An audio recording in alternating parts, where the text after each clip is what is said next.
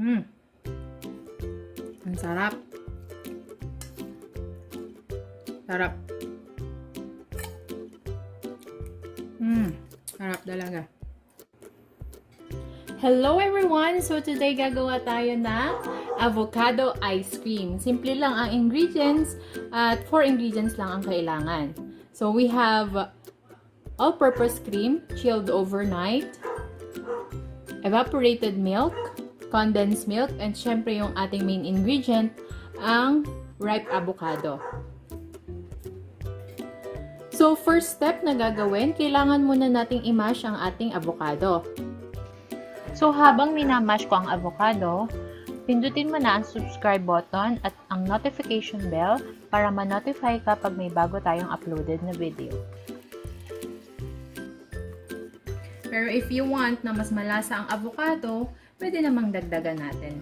Depende sa preference ninyo. Kasi syempre, kayo naman ang gagawa.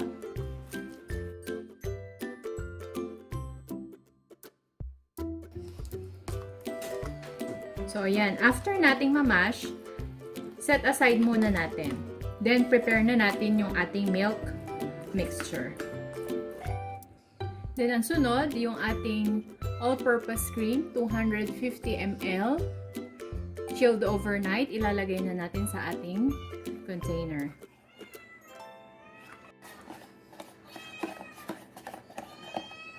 Pasensya na kayo, medyo nagliligalig na yung alaga kong pusa. Kasi nagugutom na siya. Then, mix natin siya gamit ang ating hand mixer. So, ito na yung itsura niya after ko siyang ma-mix using the hand mixer. Kapag ang itsura niya ay parang icing na, pwede na siya. Okay? So, now ang ating isinasama na ay ang condensed milk. Kung bago ka sa channel na ito, click mo na ang subscribe button at notification bell para updated ka sa mga ina-upload kong videos. Then, ang sunod naman nating ilalagay ay ang evaporated milk.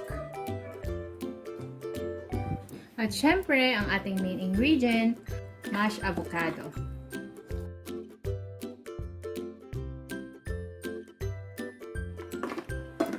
Then, mix lang ulit.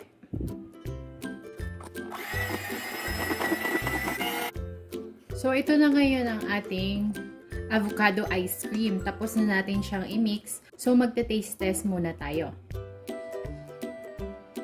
So, tikman lang natin konti para at least ma-adjust natin yung ingredients kung sakaling merong lasa na gusto kang ma-achieve.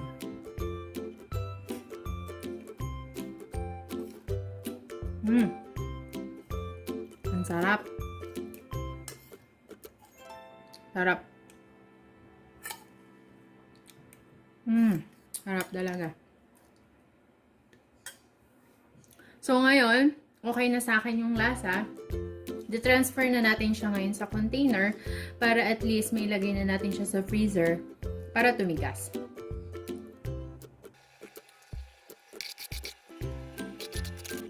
So, yan. Base sa ating ingredients, yan po ang ating nagawa. 2 rectangular microwavable container at 2 noong circular. Okay? So, that's all. Ilalagay na natin siya sa freezer. Thank you for watching this video. Please don't forget to click the subscribe button at saka yung bell button, huwag kalimutan para at least ma-notify ka pag may bago tayong uploaded na video. Thank you for watching!